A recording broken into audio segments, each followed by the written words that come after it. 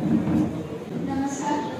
आज इथे सर्व सावित्रीच्या लेकींचा सत्कार करण्यासाठी महाराष्ट्र पुरोगामी प्राथमिक शिक्षक संघटना व श्री भूपेश वाघ सर यांनी मला इथे आमंत्रित केलं, त्यामुळे मी त्यांचे खूप खूप आभार मानते. मी बाल अभिनेत्री समृद्धी रोहित सरवार म्हणजेच सत्यशोधक या चित्रपटामध्ये मी बाल सावित्रीबाई फुले यांचा रोल केलेला आहे.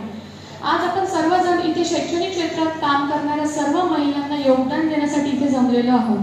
खरं तर महिलांना शिक्षणाचे दरवाजे उघडे करून देणारे ते म्हणजे महात्मा ज्योतिबा फुले आणि क्रांतिज्योती सावित्रीबाई फुले. आज जर ते आपल्यासाठी लढले नसते तर बायकांना मूल आणि चूल एवढंच बघावं लागलं असतं. परंतु आजच्या काळामध्ये इथे जेवढ्याही सर्व महिला उपस्थित आहेत ते त्यांचा संसार, त्यांचे मुलं बाळ, त्यांचं घरदार सांभाळून सुद्धा ते त्यांची नोकरी एकदम चांगल्यापणे बजावतात. तर हे सगळं कोणामुळे आहे तर फक्त महात्मा ज्योतिबा फुले आणि सावित्रीबाई फुले. सत्यशोधक या चित्रपटामध्ये महिलांवर केले जाणारे अत्याचार आणि ते अत्याचार बंद करण्यासाठी जे घेतले जाणारे जे प्रयत्न ते आपल्या सर्वांना बघायला मिळणार आहे.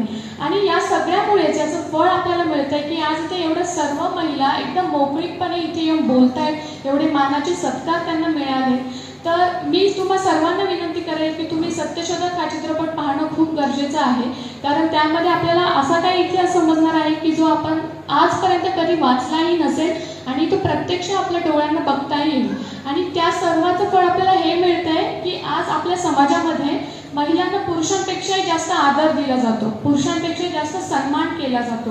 तर आपल्याला एवढी मोकळीक मिळालेली आहे, एवढ्या सगळ्या सवलती मिळालेल्या आहेत. तर या सगळ्याचा आपण फळ तर मिळालेलंच आहे. तर आपण सर्वांनी सत्यशोधक हा चित्रपट पाहिला तर निदान आपण आता ज्योतिबा फुलेंनी आपल्यासाठी केलेले प्रयत्न त्याचं तर आपण सर्वांना इथे दिसतच आहे, पण मग त्यांचे आपण विचार तर समजून घेऊ शकतो, त्यांनी केलेलं आपल्यासाठी कार्य समजून घेऊ शकतो. कारण महिलांना शिक्षण मिळावं, मुलींना शिक्षण मिळावं यासाठी त्यांनी जो काही त्रास घेतलाय तो आपण निदान एका 2-2.5 तासाच्या चित्रपटामधून तर बघूच शकतो, कारण एवढा तर वेळ आपण काढूच शकतो रोज. तर आज मला इथे बोलवलं आणि माझा इथे सन्मान केला, त्यामुळे मी तुम्हा सर्वांचे खूप खूप आभार मानते आणि मला या रंगमंचावर बोलण्याची संधी दिली त्यासाठी खूप खूप आभार मानते. थँक्यू.